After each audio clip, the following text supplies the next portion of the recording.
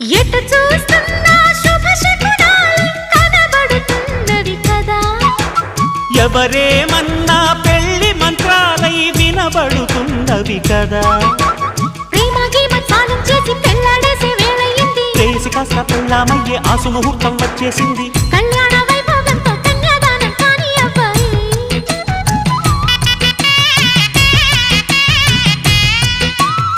ఆ పైన నా ఊళ్ళోనే కాలక్షేపం చెయ్యాలమ్మాయి.